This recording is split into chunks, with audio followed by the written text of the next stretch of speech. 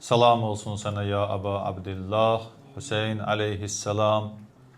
Allah Teala Yezidə, Yezidlərə və ta əvvəl gündən qiyamətə qədər zalimlara lənət eləsin. Amin. Bəli, Məhərrəm günlərini yaşayırıq. Aşura məclislərində iştirak edirik. Məlum olan bir tarixi, bir vaxtı qeyd edirik. Aşura günündə olan bir hadisə.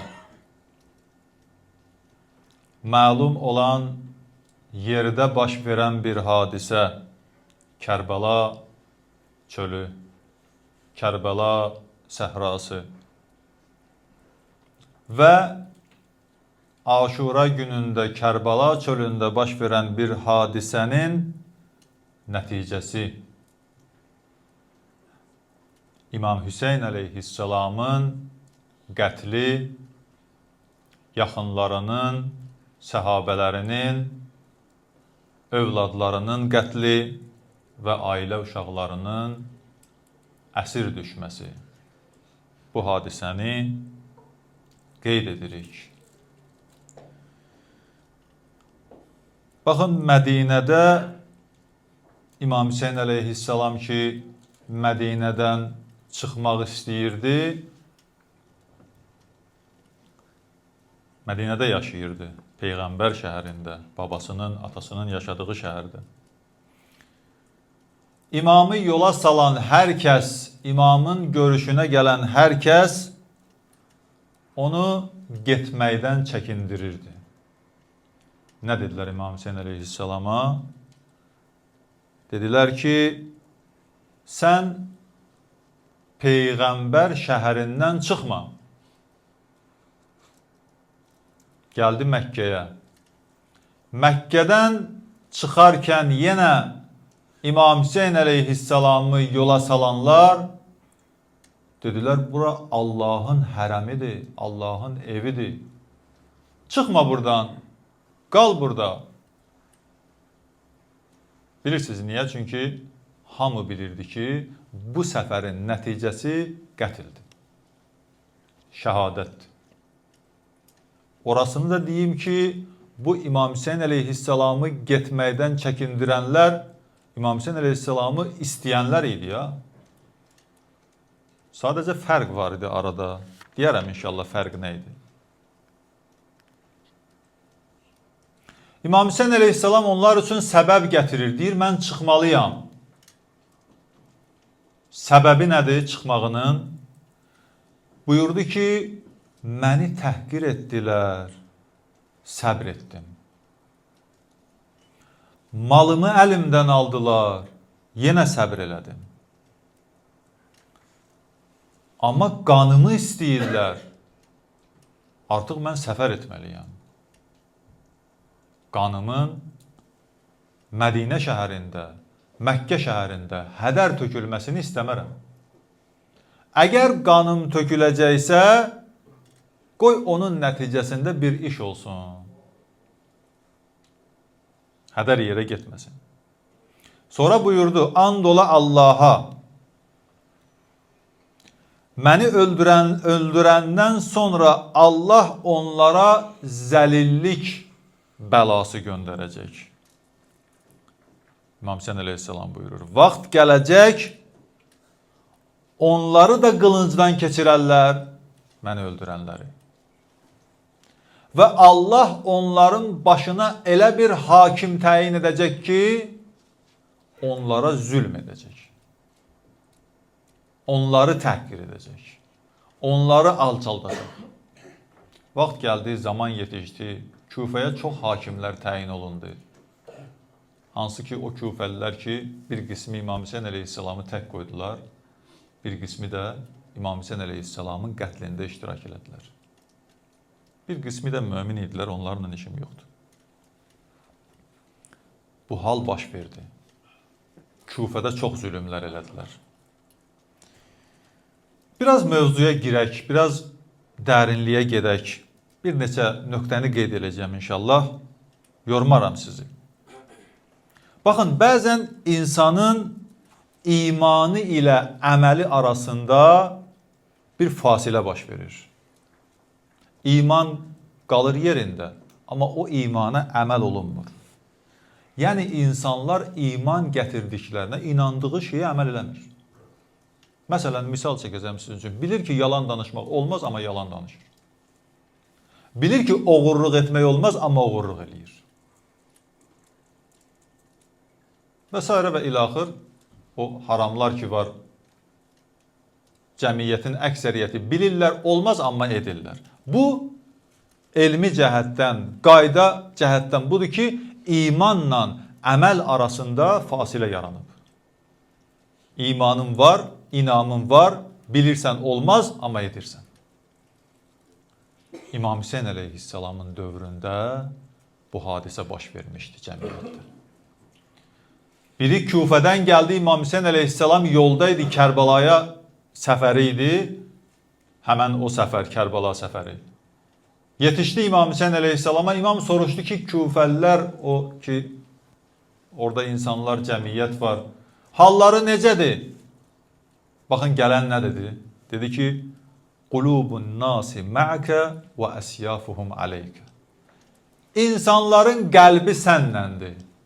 Səni istəyirlər, amma qılıncları sənin üzərindədir. Qəlbləri sənnəndir, amma qılıncları sənin üzərindədir. Yəni, imanla əməl arasında fasilə yaranıb. Dünya insanda asıllıq yaradır, qardaşlar. Dünya insanda asıllıq yaradır. Daddıqca bağlanacaqsan. Dərinə getdikcə çox istəyəcəksən. Bu, Həzrəti Əli əleyhissalamın sözüdür ya. Deyir, bəzən cəmiyyət fikirləşər ki, insanlar çox günah eləyəndən sonra yorularlar, daha etməzlər. İmam Əli əleyhissalam bir sözünə deyir. Deyir, insan günah elədikcə ondan daha şiddətlisini axtaracaq. Doymayacaq. Ondan daha pis günah axtaracaq. Belə deyil ki, günah etdikdən sonra günahdan doyacaq, savaba tərəf gedəcək. Yox, belə bir qayda yoxdur. Həzrəti Əli əleyhissalamın baxışıdır bu, Həzrəti Əli əleyhissalamın sözüdür. Amma reallıq da bu cürnətdə. Baxın insanlara. Günahı daddıqca ondan daha şiddətlisini istəyirlər.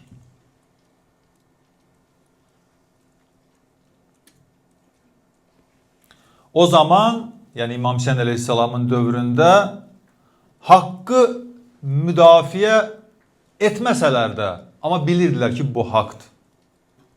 Məzlumun halına yanan çox idi. Bilirdilər, bu məzlumdur. Ürəkdən onun halına yanırdı. Amma gəl onu müdafiə eləsin, ona kömək eləsin, etmirdi. Əməllə iman arasında olan fasilə budur. Bax, bugün də bu cürnədir. Bu dünyada məzlum müsəlmanları qətl eləyirlər ha. Hamınız izləyirsiniz sosial şəbəkələrdə. Xüsusən son dövrlərdə Qəzzada, Fələstində nə qədər körpə uşaqları qətl elədilər, diri-diri yandırdılar o partlayışlarda.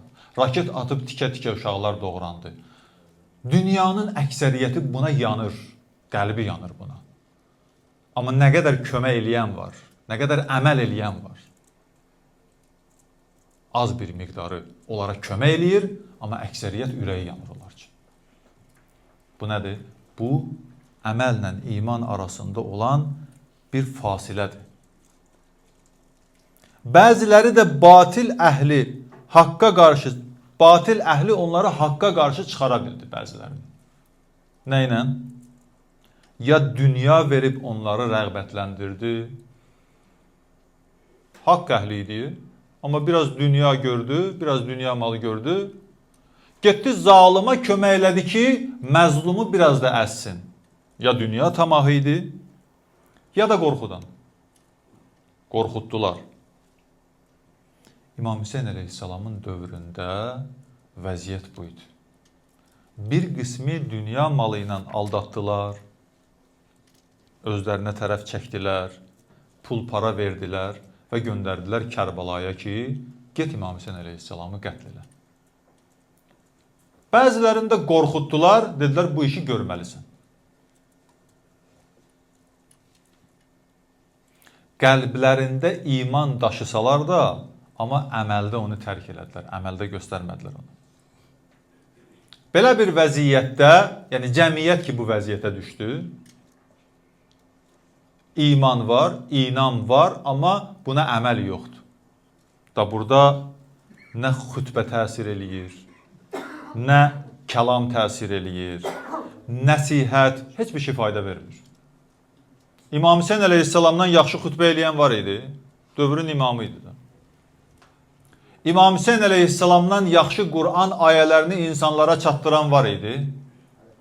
İmam Hüseyn əleyhissalamdan yaxşı dövründə nəsihət edən yox idi. Amma İmam Hüseyn əleyhissalam artıq nəsihətdən, kəlam deməkdən, xütbə eləməkdən keçmişdi. Məcbur oldu ki, özünü meydana atsın, əməli şəkildə bir şey göstərsin ki, insanlar heç olmasa bəlkə bundan təsirlənsinlər.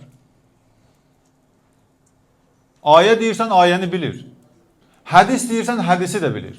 Məzlum nədir, zalim nədir, onu da bilir. Amma indi gəl əməl eləsin, əməl eləmir. İmam Hüseyn əleyhissalam dövründə yeganə şəxs idi ki, gərək bunu özü eləyəydi, başqası eləyə bilməzdi. Ona görə İmam Hüseyn əleyhissalam bəzilərinə bax bu cürünə cavab verirdi. Çox uzun uzadı cavab vermirdi, çox məntiqli cavab da vermirdi. Deyirlər, niyə gedirsən? Deyirdi ki, Allah istəyir ki, məni şəhid görsün. Da çox uzun, məntiqli cavab, elmi cavab vermirdi. Deyir, Allah istəyir ki, məni şəhid görsün. Sonra deyirlər ki, yaxşı, Allah səni şəhid görmək istəyir. Bəs ailəni niyə aparırsan? Deyir, Allah istəyir onları da əsir görsün. Bu İmam Hüseyn əleyhissalamın kəlamıdır. Baxın, bu cavablar o demək deyil. İmam Hüseyn əleyhissalam ölüm istəyirdi özü üçün, ölümə getmək istəyirdi. Ailəsini əsir vermək istəyirdi. Yox, buna görə deyil. Mənası budur ki, bu işin yolu budur. Başqa yolu yoxdur. Gərək gedən, şəhid olan, bütün əshabım mənlə şəhid olsun, ailəm əsir olsun ki, bu cəmaat başa düşsün ki, haqq uğrunda nə etmək lazımdır? Axı, hər şey əldən gedir. Axı, cəmiyyət uçuruma gedir. Biri özünü uçuruma atıb cəmiyyəti xilas eləməlidir. Çoxları qəlbən bilirdilər Yezid batildir. Bugün də belədir. Çoxları batil tərəfi bilirlər. Qəlbən bilir ki, Yezid batildir, amma əməldə ona xidmət edir. Əməl, iman, inam, düz gəlmir. Həmçinin çoxları İmam Hüseyn əleyhissalamın haqq olmasını bilirdi, amma qılınc götürüb İmam Hüseyn əleyhissalamdan döyüşə gedirdi. Ona qarşı vuruşmağa gedirdi. Əməldə ona qarşı çıxırdı. Baxın, bir cəmiyyətdə ki, İmam Hüseyn əleyhissalam kimi şəxsiyyət öldürüldü, hər bir cəmiyyətdə qətillər baş verir də, bugün də bu cürünədir. Əvvəl gündən ta bu günə qədər, Adəm Peyğəmbərdən ta bu günə, ta qiyamətə qədər həmişə qətillər olacaq. İnsan öldürüləcək. Bu qaçılmaz bir məsələdir. Haqq, batil fərq eləməz. Amma bu həqiqətən də insanda sual doğurmalıdır. Bir düşüncə yaratmalıdır, fikirləşməlidir ki, niyə məhz imam kimi şəxs, axı, cəmiyyətin aparıcı şəxsi budur. Bundan təmiz, bundan pak, bundan imanlı, bundan təqvalı, bundan üstün yoxdur. Niyə məhz İmam Hüseyn seçilməlidir öldürülməyə? Sual yaradır da insanda. Bəli, kimlərsə öldürülür, amma İmam Hüseyn əleyhissalam. İlk öncə İmam Hüseyn əleyhissalam üçün bunu qeyd eləyək ki, qısa olaraq, İmamın şəxsi ilə düşmənçilikləri yox idi ya.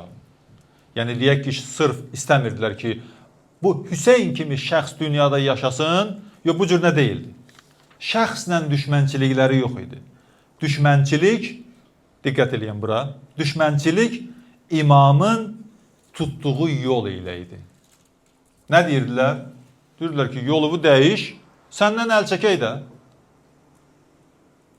Bir var şəxslə düşmənçilik.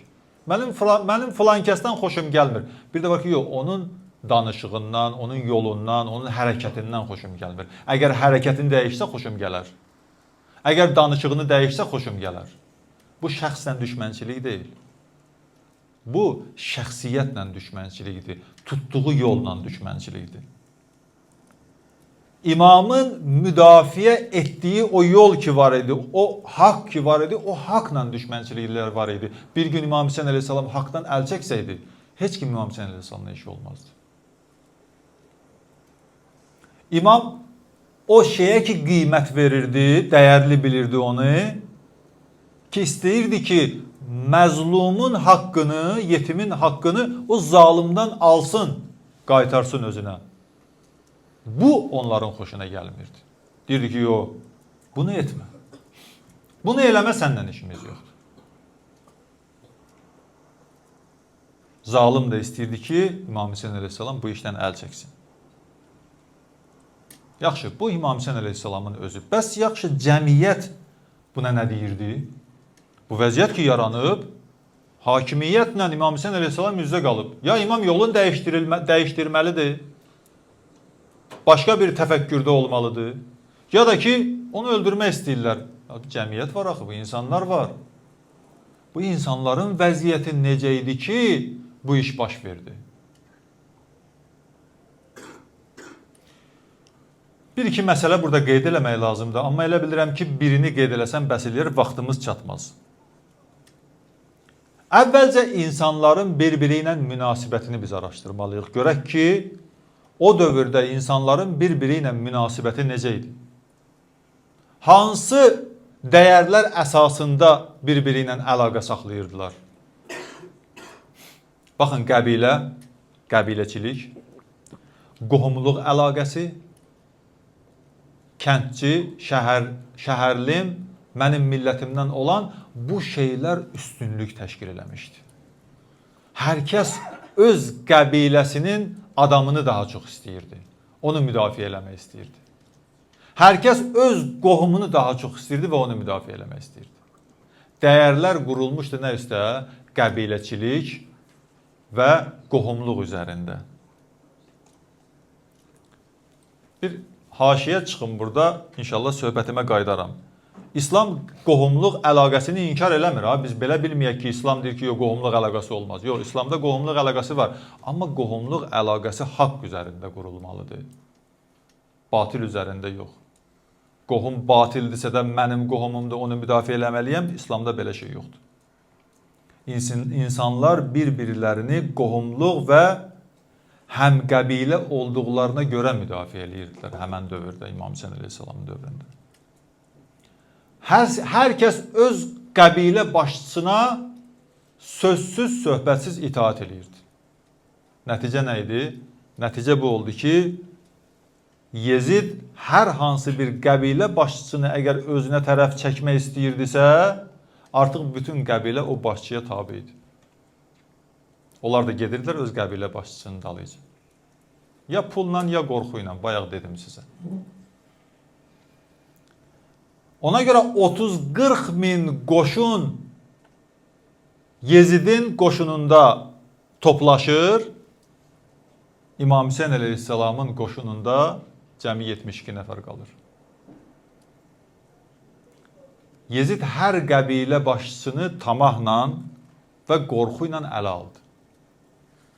Və nəticədə bütün qəbilə onun ardınca getdilər. İbn Ziyad bir qəbilə başçılarını çağırdı, onlara söz verdi ki, maaşınız 100% artacaq, sizə əlavə hədiyyələr veriləcək və vəzifəniz artırılacaq. Cəmiyyət elə bir hala gəldi ki, dünya onlar üçün nağd, dünya nağdı da əldən verməyək. Axirət isə oldu nisiyə. Axirət düşdü ikinci plana. Nisiyədir. Nağd budur ki, İbn Ziyad verir, alım. Bu çox təhlükəli bir təfəkkürdür. Bugün də belə təfəkkürlər, düşüncələr var. İnsan istəyir ki, hələ əlimdə nə varsa onu əldə eləyim. Qarşımda nə varsa əldə eləyim. Bu nağddır. Axirəti sonra düşünərəm. Amma bir də görürsən ki, fürsətin çatmadı axirət düşünməyə. Əgər belə olarsa, dünya, nağdı əldə eləmək və axirəti nisyə bilmək olarsa, o cəmiyyətdə haqq müdafiə olunmaz. İmam öldürmək onlar üçün sadə bir şey olar. İstədikləri vaxtı imam öldürə bilərlər. İmam Hüseyn əleyhissalam belə bir vəziyyətdə Yəhya peyğəmbərin hadisəsini qeyd elədi. Dünyanın dəyərsizliyini Yəhya peyğəmbərin hadisəsi ilə müqayisə elədi. Dedi ki, dünya o vaxt dəyərdən düşdü ki, Yəhya peyğəmbərin başını bir qadına görə kəsdilər ki, o qadını əldə eləsinlər. Bilirsə, Yəhya peyğəmbərin başını bir zalim, dövrün zalim hakimi o qadını əldə eləmək üçün kəsdi. Qadın ona şərt qoymuşdu, əgər məni istəyirsənsə, qadın da Yəhya peyğəmbərlə düşmən idi. Bir Yəhudi qadın dedi ki, əgər məni istəyirsənsə, Yəhya peyğəmbərin başını kəsməlisən. İmam Hüseyn əleyhissalam dedi ki, dünya o vaxt dəyərdən düşdü ki, bir qadın əldə etmək üçün peyğəmbər başı kəsilir. Budur dünyanın dəyəri. Cəmiyyətin təfəkkürü o qədər xarab olmuşdu ki, İmam Hüseyn əleyhissalamın dövründə. Bu döyüşə İmam Hüseyn əleyhissalamla Yezidin döyüşünə dünyəvi bir döyüş kimi baxırdılar. Sanki Yezid hakimiyyətə gəlib, qanuni bir hakimiyyət qurub, İmam Hüseyn əleyhissalam nə istəyir? O hakimiyyəti onun əlindən zorla almaq istəyir. Qorxu cəhətdən isə təbii ki, İbn Ziyad qısa bir müddətdə 4000 insanı həbsxanaya saldı. O ki, İbn Ziyad Küfəyə təyin olundu, bir qismini pulla, tamahla ələ gətirdi. Onlar ki, razılıq vermədilər, 4000 nəfər insanı neynədi? Həbsxanaya qoydu ki, bu Kərbəla hadisəsi baş versin, keçsin. Bir cəmiyyətdə haqq və axirət meyar olmasa, bax, nəticəsi bu olur. Ölçü, meyar, haqq və axirət olmasa, nəticəsi bu olacaq.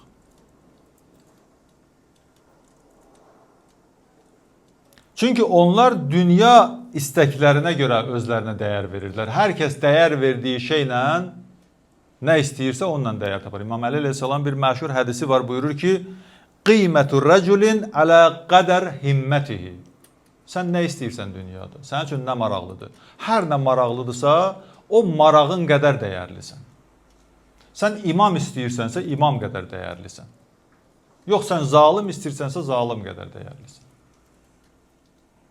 Sən günah istəyirsənsə, günah qədər dəyərlisən. Savab istəyirsənsə, savab qədər dəyərlisən. Bu, Əli əleyhissalamın sözüdür. O baxımdan, onlar ki, İbn Ziyadın malına aldandılar, dəyərləri o qədər oldu, ondan artıq olmadı. Qiymətləri o qədər oldu. Amma insanın meyar və ölçüsü haqq və axirət olsa, Həzrəti Abbas əleyhissalam kimi olacaq. Həzrəti Əbəlfəzl Abbas, baxın, ölçü və meyar nəyi götürdü? Məşhur hadisəsi bəlkə də eşitmişsiniz. Kərbalada o döyüş ki, hələ baş verməmişdi, bir neçə gün orada diyaloqlar getdi, məktublaşmalar getdi, söhbətlər getdi. Ta Aşura gününə qədər, Aşura günü 2-3 saat, 4 saata qədər bu hadisə baş verib də, döyüş olub. Ondan artıq olmayıb ki. Həmən günlərin birində Həzrəti Əbəlfəzl Abbası çağırdılar. Şimir gəldi, Həzrəti Əbəlfəzl Abbasla söhbət elədi. Dedi, sənə amannamə gətirmişəm. Yeziddən sənə amannamə gətirmişəm. Orada da yazılıb ki, əgər Həzrəti Əbəlfəzl Abbas, indi belə yazılmayıb, Abbas yazılıb, adı yazılıb. Bizim tərəfə keçsə, öldürülməyəcək. Həzrəti Əbəlfəzl Abbasın, baxın, o nəyi nə ilə ölçür, onu demək istəyirəm. Götürdü onu, o məktubu, o amannaməni götürdü, cırdı, atdı və dedi ki, Lə'ənəkəllah və lə'ənə əmanəkə. sənə də lənət olsun, rəhbərinə də lənət olsun və amannamənə də lənət olsun. Həmən o amannamədən bir çox insanlara verilmişdi Küfədə və digər yerlərdə, qəbul eləmişdilər, gəlmişdilər İmam Hüseyin əleyhissalamı qətl eləməyə. O amannamədən də görün kimə verildi? Həzrəti Abbas əleyhissalama verildi. Görün onlar, dünyaya aldananlar o amannaməyə necə dəyər verdilər, öpüb gözünün üstünə qoydular. Dedilər, dünyamız var, bəsimizdir, axirət nisiyədir. Amma Həzrəti Abbas düşüncəsinə bax, cırır tulluyur. Baxın, cəmiyyətdə hakim olan təfəkkür bu idi, qəbilə təfəkkürü, qohumluq təfəkkürü. Hər kəs öz qohumunun yanında olmaq istirdi və onu müdafiə eləmək istirdi. Nəticədə belə olmalıydı. Nəticədə Kərbəla hadisəsi olmalıydı. Bu təfəkkürün kökü bilirsiniz nədir? Bir dənə bura diqqət eləyin. Bu təfəkkürün, bu düşüncənin, yəni qəbilə, qohumluq təfəkkürü ilə yaşamaq, dünya təfəkkürü ilə yaşamaq, haqqı, Allahı ikinci dərəcəyə atmaq. Bunun kökü Allahdan qeyrisinə itaat etmək və Allahı ikinci dərəcəyə qoymaqdır. Yəni Allahı kiçildirsən, Allahdan başqa hər nə varsa sənin üçün qiymətlidir. Hədislərin birində var, hədis buyurur ki, günah edən iki haldan xaric deyil. Günah edən bir insan ki, günah eləyir, onun iki halı var. Ya budur, ya odur. Birinci budur ki, Allahın onu görməsinə imanı yoxdur. Allah Quranda nə deyir? Deyir ki, harda olsa sizi görürəm. Bir nəfər deyə bilər ki, mən filan yerdəyəm, Allah məni görmür. Allah hər yerdə insanı görür. Bir insan günah eləyirsə, ya düşünür ki, Allah məni görmür, bu bir. Ya da inanır, Allah məni görür, amma əhəmiyyət vermir. Əhəmiyyət vermirsə, Allahı kiçildir. Allahın baxışı sənin üçün mühüm deyil. Sən günah edəndə Allahı görürsən. Allah səni görür. Ya da ki, sənin imanın yoxdur, Allah səni görür.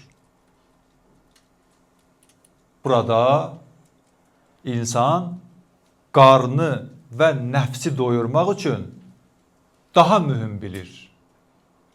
Amma ruhu, təfəkkürü, ağlı doyurmağı qoyur ikinci dərəcədə. Həzrət Əli əleyhissalam məşhur bir hədisi var, buyurur ki, la təctəmi'ul bitna vel fitna. Qarınla ağıl bir yerə yığışmaz. O insan ki, ömür boyu işi, gücü, düşüncəsi qarın dalıca düşmək oldu, o ağlı inkişaf elətdirməz. Həzrət Əli əleyhissalamın sözüdür. Deyir, bunlar iki yerə yığışmaz. İki yerə cəm olmaz. La tectemi'ul bitna vel fitna. İnsan möhkəm ipdən yapışmayanda belə olur. İmam Hüseyin əleyhissalamın dövründə insanlar möhkəm ipdən yox, qırıq ipdən yapışmışdılar. Amma Allah Quran-ı Kərimdə nə buyurur? Buyurur ki, وَاَعْتَصِمُوا بِحَبْلِ اللّٰهِ جَمِيعًا وَلَا تَفَرَّقُوا. Allahın möhkəm ipindən yapışın. Yo, bu dünya ipləri hamısı qırıqdır. Bir qədər gələrsən, görərsən ki, səni azdırdı. Möhkəm ip Allahın ipidir.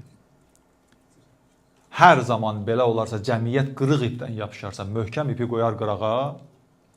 Keçən gecə sizə dedim, Allahın ipi və Əhl-i Beytin ipi. Qur'an-ı Kərim və Əhl-i Beyt əleyhissalam. Bu ipdən yapışılmasa, hər zaman cəmiyyətdə bu cür nə olacaq? Dəyərlər ayaq altında qalacaq, imam qətl olunacaq, məzlum əziləcək, zalim də öz işini görəcək. Şərt deyil ki, bir cəmiyyətdə mütləq imam olsun və imam öldürülsün. Yox, bu şərt deyil. Məsələ bu deyil. Mömin öldürüləcək, zülm olunacaq, haqqı tapdalanacaq. Axı söhbətimizin bir neçə gecə bundan qabaq qeyd elədik.